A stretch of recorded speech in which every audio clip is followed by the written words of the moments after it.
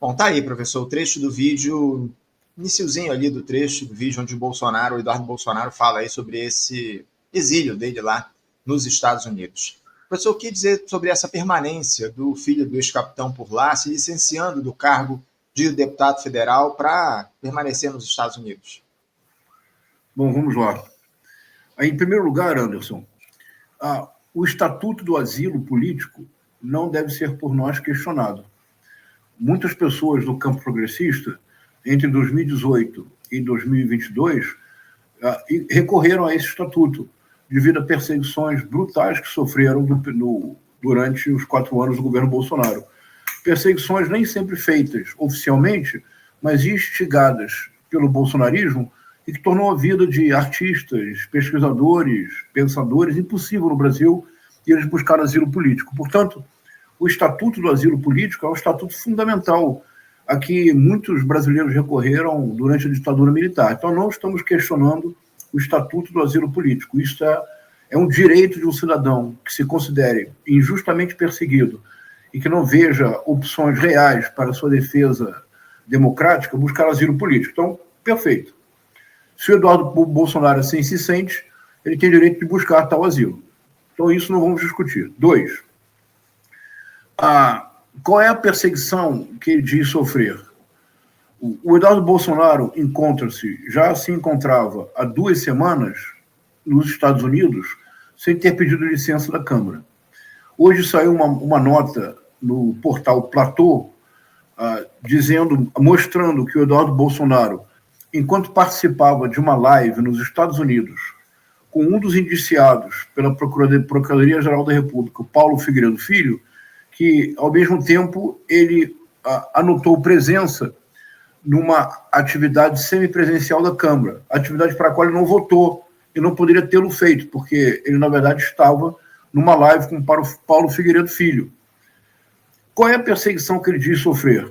É a investigação relativa à tentativa de golpe de Estado, que há essa investigação em curso no Brasil.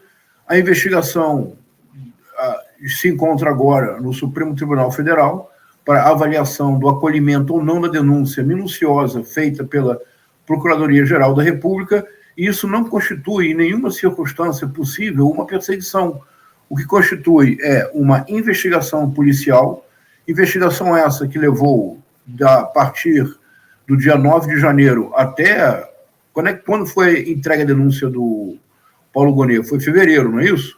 A denúncia foi em fevereiro, isso. Ou seja, para que a denúncia fosse preparada, para que a Polícia Federal apresentasse provas suficientes, se passaram praticamente 2 anos. Um pouco mais de 2 anos do acontecimento. Não 2 ou 3, 2022, 2023, 2022. 3 anos. 2 anos e alguma coisa. Isso. Ou seja, não houve nenhum assodamento. O que teria caracterizado uma perseguição política é se logo após o 8 de janeiro todos tivessem sido presos. O clã Bolsonaro tivesse sido preso preventivamente. Isso caracterizaria, obviamente, uma perseguição política.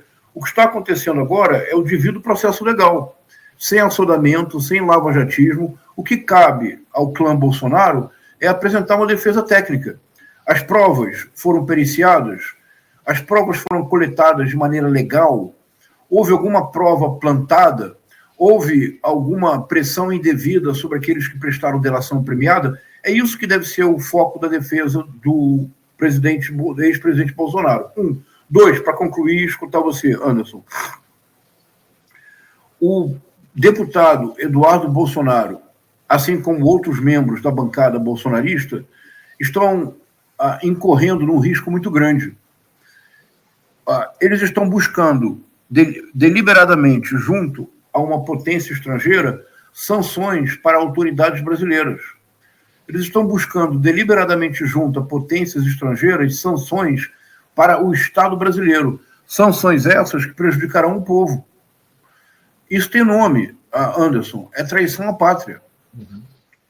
Só para deixar bem claro, nós sempre temos aqui, mantemos, Anderson, nas nossas conversas, uma honestidade intelectual impecável. Então, vamos lá.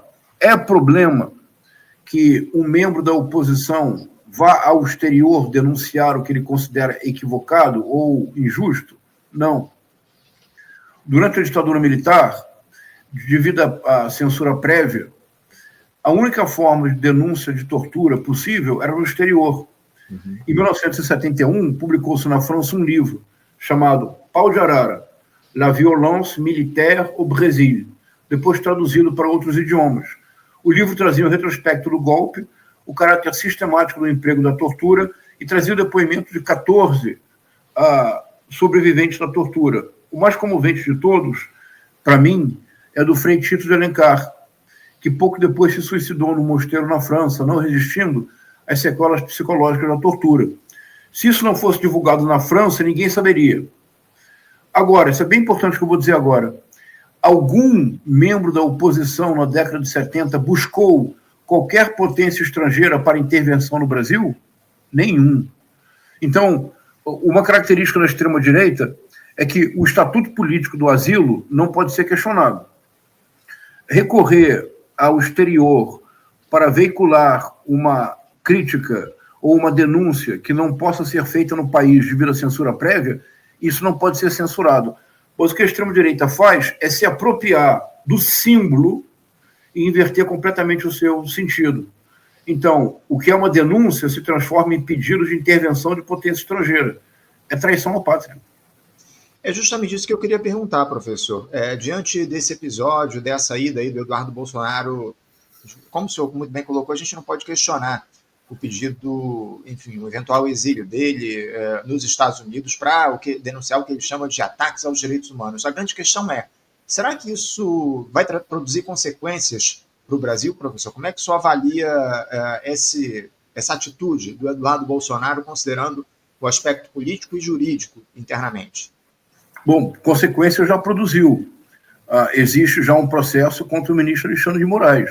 Processo esse que, evidentemente, foi arquitetado pela bancada bolsonarista e pelos bolsonaristas da Flórida. O processo foi protocolado em Tampa, no Sunshine State, no estado da Flórida, onde se encontram todos, Rodrigo Constantino, Paulo Figueiredo Filho, Alan dos Santos, todos estão na Flórida. Para onde foi o Jair Bolsonaro quando deixou o Brasil antes da posse? Foi para a Flórida, foi para Orlando. Então, consequências já há. Há tentativas muito claras do governo americano de pressionar ao máximo o Brasil visando as eleições de 2026. Em 2026, o Tribunal Superior Eleitoral será presidido pelo Cássio Nunes Marques. Será absolutamente indispensável que os demais juízes façam um pêndulo, porque em 2026 a ofensiva do Elon Musk no Brasil será algo inédito, jamais visto, similar à ofensiva que ele fez no governo americano para a eleição presidencial americana. Consequências já há. Nós precisamos reagir denunciando e recorrendo à norma jurídica brasileira. É preciso, de fato, pensar se essas ações, que não são ações de denúncia no exterior, eu reitero, é perfeitamente legítimo que alguém da oposição denuncie o governo no exterior. A esquerda sempre fez isso e fez corretamente. O problema é quando da denúncia se passa ao pedido concreto de intervenção. Por exemplo, Anderson, o problema é que nós somos, neste país, lenientes demais. A esquerda neste país parece que vestiu punhos de renda e está muito satisfeito em comer com 5 talheres. Porque, por exemplo, o senador Marcos Duval fez uma live no Brasil pedindo intervenção das Forças Armadas Americanas no país. Ele disse, por favor, Estados Unidos, invadam o Brasil. E, ao que eu saiba, até agora não houve nenhuma representação no Conselho Ético do Conselho de Ética. É inconcebível que um senador peça a intervenção armada de uma potência estrangeira. Então, eu acho que em alguns casos o que ocorre, na verdade, Anderson, é assim. Qualquer pessoa da esquerda que cometa um deslize, e cometemos deslizes, cometemos erros. Qualquer pessoa da esquerda que cometa um erro, a extrema-direita potencializa ao máximo e destrói a vida da pessoa em 48 horas. Por exemplo, uma assessora especial do Ministério da Igualdade Racial, da ministra Aniele Franco, foi num jogo de futebol em São Paulo e fez um comentário inaceitável sobre a torcida adversária do Flamengo. Um comentário racista, xenófobo, inaceitável, especialmente no ministério em que ela trabalha. Ela deveria ser exonerada, pedir desculpas, o que for. Você se recorda da campanha que se fez contra essa pessoa. Uhum. Então, alguém da esquerda no governo, ou mesmo fora do governo, que comete um erro, não tem sequer tempo de se desculpar, Anderson. A pessoa é massacrada por 48, 72 horas, tem a sua vida exposta. No caso dessa assessora especial, os deputados da extrema-direita ainda hoje investigam com lupa o diário oficial para que ela não tenha a possibilidade de nenhum retorno a um cargo público. Ela cometeu um erro, sem dúvida, que venha a público se desculpar. Agora, na extrema-direita, eles cometem erros o tempo todo e não existe, da parte da esquerda, o recurso a um instrumento legal para punição. Aí o jogo é muito desigual. É isso, professor. Agora, o Eduardo Bolsonaro, no vídeo que eu mostrei ainda há pouco, ele diz que aceitou o cargo de deputado como abre aspas, como um compromisso não só com a sua família, a sua nação, mas como uma aliança com Deus, fecha aspas. Professor, o compromisso dele não deveria ser com seus eleitores, com a proposição de pautas no Congresso Nacional que atendam aos interesses da população do país? É claro. E olha, o Eduardo Bolsonaro nem sequer conhece o estado de São Paulo. Se jogar ele na Zona Leste, se ele não tiver um Waze, um GPS, ele não volta para a Assembleia Legislativa em nenhuma circunstância. Isso todo mundo sabe.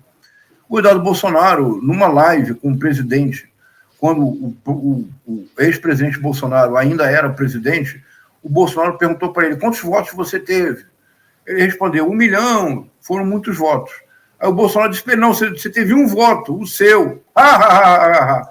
Todos os outros são meus. Falou isso para o filho diante, numa live ao vivo. Então,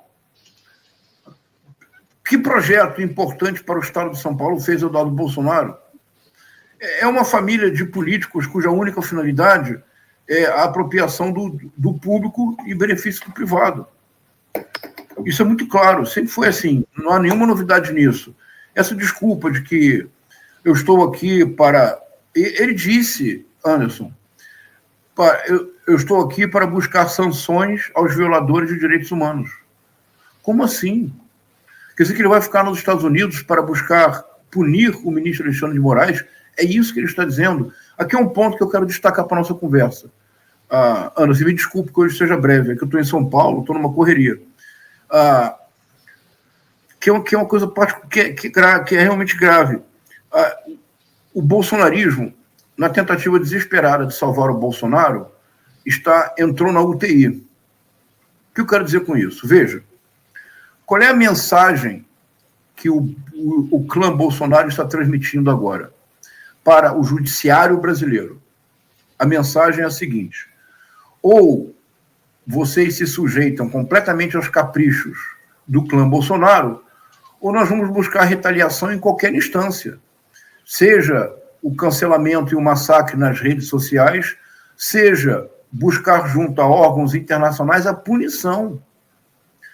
O bolsonarismo está se isolando como nunca antes, porque mesmo os políticos, com a exceção dos políticos que permanecerão fiéis a Bolsonaro porque não tem opção, todos os demais agentes do campo político estão olhando para essa situação horrorizados. Sabe por quê, Anderson? Porque amanhã pode ser um deles. O Cássio Nunes Marques provavelmente não dorme bem as noites agora. Você sabe por quê? Porque ele fica pensando, quando chegar a minha vez?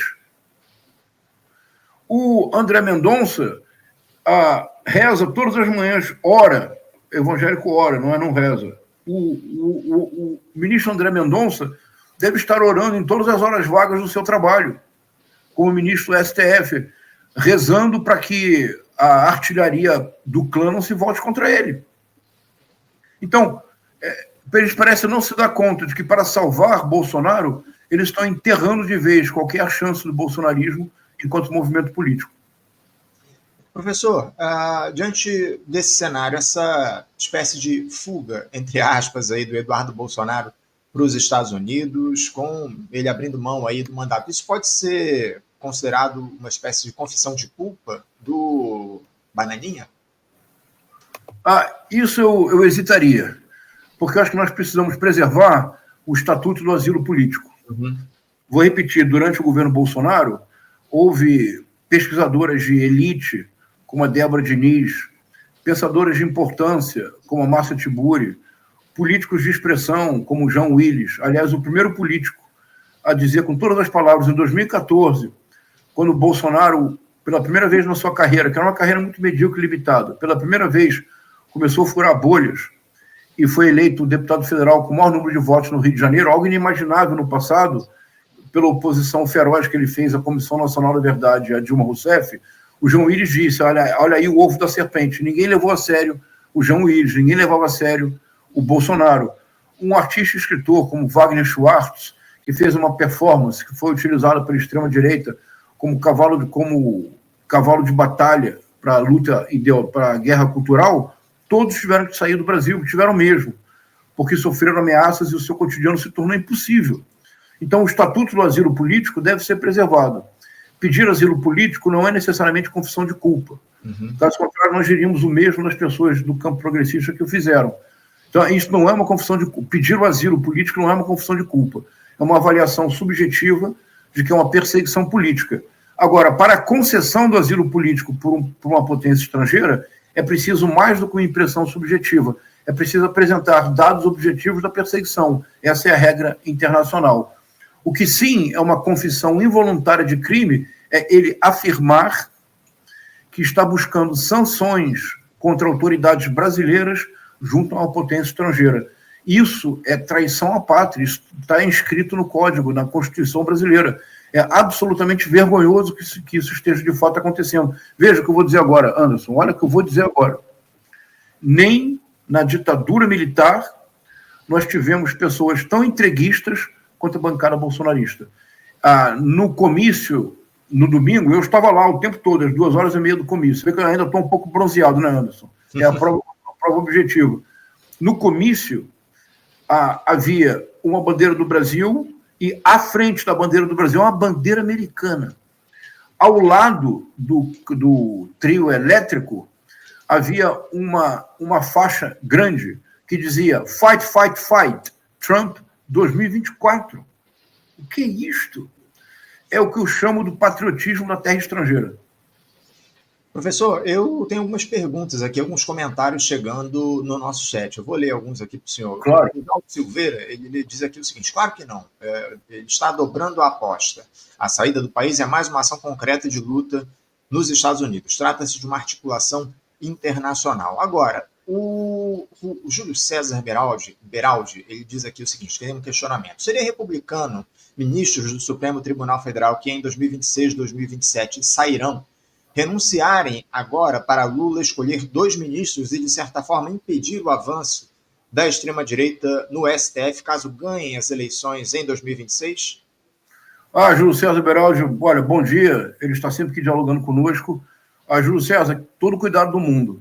Eu acho que não seria republicano, não, porque seria uma manobra às avessas. Seria a mesma manobra que a ditadura militar fez em 1965, por meio do ato institucional número 2, a ditadura militar aumentou o número de ministros do STF de 11 para 16, de forma a sempre ter maioria.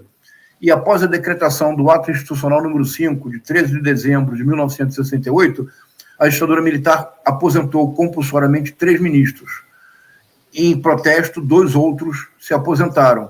A ditadura ganhou mais 5 cadeiras e dominou o Supremo Tribunal Federal. Então, qualquer ação que altere de maneira deliberada a Constituição do Supremo Tribunal Federal, cuja Constituição está determinada pela Constituição, ela não pode ser aprovada, ainda que favoreça o nosso lado.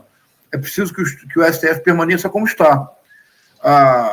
Agora, é mais importante, mas eu entendo sua preocupação, Júlio César, o mais importante mesmo é que em 2026, ao contrário do que aconteceu em 2022, quando nós nos concentramos quase que exclusivamente na eleição da Frente Ampla, e havia razões para fazê-lo, em 2026, Anderson e Júlio César, nós precisamos dividir a nossa atenção, lutar pela reeleição do presidente Lula, sem dúvida, mas, ao mesmo tempo, lutar para candidaturas progressistas no Senado. o verdadeiro plano da extrema-direita é conquistar o Senado para fazer uma intervenção branca no Supremo Tribunal Federal.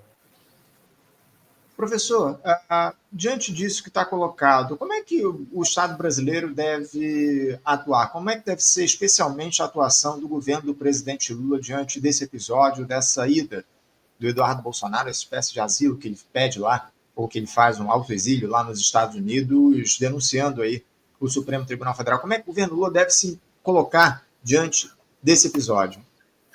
Eu acho que o governo Lula não deve se colocar, Anderson, porque se o governo Lula se colocar, que é tudo que eles desejam, a narrativa fica confirmada. Quem deve se colocar é o Partido dos Trabalhadores, na Câmara. É o PSOL, na Câmara. São todos os partidos, é o PSB, na Câmara e no Senado. São todos os partidos que compõem, é o PDT, são todos os partidos que compõem uma difícil aliança progressista que precisam se manifestar, mas o governo Lula não deve se manifestar, a não ser que haja alguma ação específica do agora ex-deputado, ou deputado licenciado Eduardo Bolsonaro, no sentido de produzir sanções à economia brasileira. Isso afetaria diretamente o governo brasileiro, mas ele individualmente como deputado pedir asilo porque ele diz que o PT é feio, que o Lula usa barba e que todo comunista é o diabo em pessoa, aí ele tem direito a fazê-lo, ele tem direito a pedir asilo. Qualquer ação que seja deletéria ao Estado brasileiro, aí o governo brasileiro deve agir, e nesse caso, eu acho que a Advocacia Geral da União ou os partidos podem arguir se não se trata de um crime previsto na Constituição, crime de traição à pátria. Isso é muito sério. Nunca antes na política brasileira houve políticos que deliberadamente saíssem do país, pagos pelo erário público, porque eles viajam nós custeamos as viagens, ir ao exterior, no Congresso de uma potência estrangeira, pedir sanção contra o Estado brasileiro. Isso nunca aconteceu. Nenhum membro da esquerda, na década de 70, lutando contra a ditadura, pediu para uma potência estrangeira interferir no Brasil. O que havia era uma denúncia das torturas, mas ninguém saiu para pedir uma intervenção estrangeira no Brasil. Isso é crime de traição à pátria. Professor, para a gente fechar aqui esse papo, só daqui a pouquinho tem que sair, o senhor falou que o bolsonarismo entrou na UTI diante de tudo que tem acontecido. E a extrema-direita? Como é que esse grupo político se coloca? Porque a extrema-direita, obviamente, não se restringe ao bolsonarismo. Como é que a extrema-direita fica diante disso que tem acontecido, do episódio lá, do ato do Bolsonaro, e agora essa ida do Eduardo Bolsonaro para os Estados Unidos? Essa é uma pergunta, isso é muito importante, Anderson. Eu tenho uma hipótese contra-intuitiva. Eu acho que nós, entre aspas, temos que ter cuidado ao celebrar a óbvia decadência do Bolsonaro e do bolsonarismo. Eu estive na manifestação e foi um fiasco. Eles podem dizer, como eles estão dizendo agora, havia 1 milhão de pessoas nas redes sociais, ótimo. A manifestação foi convocada para a Avenida Atlântica em Copacabana, no Rio de Janeiro. E ela se limitou, de fato, a dois quarteirões realmente cheios de Copacabana, a Rua Xavier da Silveira e a Rua Bolívar. Os discursos foram breves porque havia medo de que a multidão esvaziasse antes da fala do Bolsonaro. Mas a minha hipótese contra-intuitiva é que, para a direita, o declínio do Bolsonaro é o momento de fortalecimento da direita, porque a direita foi canibalizada pela extrema-direita bolsonarista. E mesmo aqueles que advogam posições de extrema-direita, eles tendem a poder agora, libertos da tutela e não mais reféns do clã Bolsonaro, eles podem se reorganizar em outras bases, ampliando suas pautas e não limitando suas pautas à defesa de golpistas, como é o caso do clã Bolsonaro. Então, de maneira contra-intuitiva, nós devemos nos preparar para, a médio e longo prazo, um crescimento da direita e mesmo da extrema-direita, precisamente em virtude do fato de que o Bolsonaro deixará de ser o eixo de gravidade da ação desse campo. Tá certo. Professor, para a gente fechar aqui o nosso papo, uma propaganda aqui. O senhor pediu, inclusive, a gente vai fazer aqui, vai trazer esse Conversas Literárias, o diálogo aí que o senhor vai ter na próxima sexta-feira, às 19 horas, no seu perfil no Instagram, falando sobre Cantigas de Esponsais, texto de Machado de Assis, não é isso, professor? É um conto do Machado de Assis, em que eu vou propor nessa conversa literária, que é um conto que antecipou a futura figura de João Gilberto no personagem Mestre Romão. Acho que vai ser divertido. Eu tenho feito todas as sextas-feiras, Anderson, no meu Instagram, e convido as pessoas para me seguirem lá no Instagram. Eu tenho feito uma conversa literária, porque, Anderson, nem só de extrema-direita vive o homem, nem só de extrema-direita vivemos nós. Uma das técnicas da extrema-direita é produzir caos cognitivo e afetivo. O que nós precisamos também, em alguma medida, é baixar a pressão, baixar a bola, diminuir a pressão e voltar a uma, entre aspas, vida serena. Porque diante de uma vida serena, diante de uma argumentação racional, a extrema-direita, ela não viceja, na verdade, ela definha. A extrema-direita não é capaz de, por exemplo, passar horas discutindo um conto do Machado de Assis. Nós o faremos com alegria, estão todos convidados, o conto é Cantigas de Esponsais, e eu acho que vai ser uma discussão muito interessante. É a 7ª conversa literária. Toda sexta-feira fazemos uma live que depois fica gravada no meu perfil. Tem sido muito bom. Muito legal. Sexta-feira, a partir das 19 horas, lá no perfil do professor João César Castro Rocha, que está aí, @João César Castro Rocha no Instagram. Professor João César, quero agradecer muito sua presença aqui mais uma vez no programa, liberando aqui o senhor para o seu compromisso. Obrigado pela sua participação. Um bom dia, um abraço. Muito obrigado. Obrigado, Anderson. Um abraço grande. Obrigado.